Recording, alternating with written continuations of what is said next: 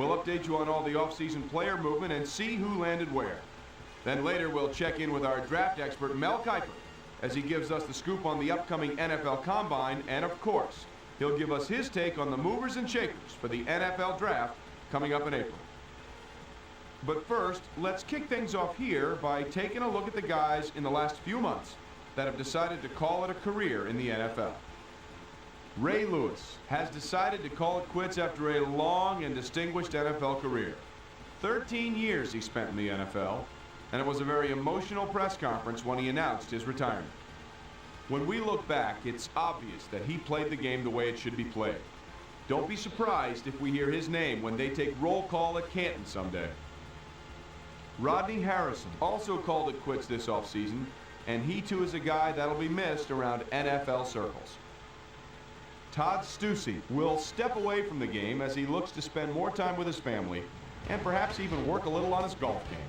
All told, he winds up with 15 seasons under his belt, and at his press conference, he broke down talking about how difficult it'll be not to be in the locker room on Sunday. I wouldn't be surprised to see a coaching job in his future. Shelton Quarles is another name we should mention, as he too decided to hang him up this offseason. So best of luck to him as well with whatever he decides to do. Meanwhile, with NFL free agency becoming more and more competitive by the year, a number of teams had to scramble to find cap room to re-sign their own free agents, as we see here. Marcus Stroud drew interest from several teams around the league, but in the end, he wound up re-signing with his old mates. 6 years, $52.6 million. On top of that, a $5.2 million signing bonus. So they go ahead and lock him down for the next 6 seasons. And here's a signing that will do nothing but solidify this ball club. Courtney Brown will also be staying at his old address for a while as he's locked up for the next 6 seasons. Jeremy Shockey re-ups with his old mates, 5 years, $29.0 million. On top of that, a $2.9 million signing bonus. Michael Boulware will also be staying at his old address for a while as he's locked up for the next 6 seasons. Mel? Well, Trey, we're going to break down a few players that I think are really going to open some eyes when the Combine kicks off. Miller is obviously no stranger to most people, as he'll be up there near the top come draft day. 5'11", 173, out of Northwestern. This is a guy that really benefited from playing on a great defensive ball club, but you have to wonder whether a poor showing at the Combine would affect his draft position.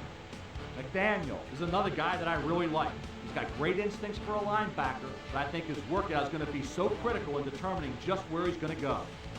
And then after the top picks are gone, people always ask me about the guys I think are the sleepers in the draft. And I really believe that there are going to be some quality prospects out there that for one reason or another are going to fall to the later rounds. Silva should still be there later on in the draft, and I think, bottom line, this kid's a heck of a football player. He might not make an immediate impact, but down the line he could really pan out. Howell could also improve his standings with a strong showing, and in my opinion, he will have a strong showing. Solid fundamentals, hard worker, and a good attitude. Could be a great late-round pickup. So there's just a handful of guys that bear watching over the coming weeks. I'll be back with more as draft day approaches. Till then, I'm Mel Kiper Jr.